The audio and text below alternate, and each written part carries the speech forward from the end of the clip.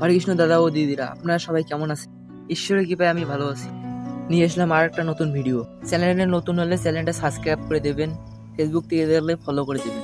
এই ভিডিওতে আপনাদের কিছু প্রশ্ন করা হবে, প্রশ্নগুলোর অ্যান্সার দিয়ে দেবেন। হরে কৃষ্ণ বলে আজকের ভিডিও শুরু করলাম।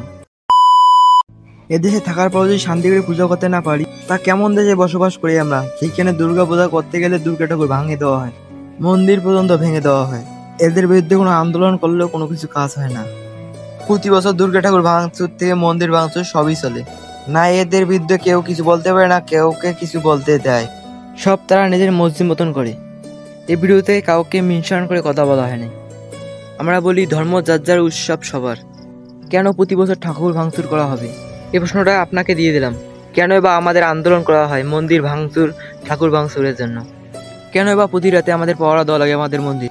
কেন আমাদের পূজায় পুলিশ পাহারা দেবে? আমরা তো কারো মসজিদ ভাঙি না। সো আজকে ছিল এই ভিডিও, পরবর্তী ভিডিওতে আবার দেখা হবে।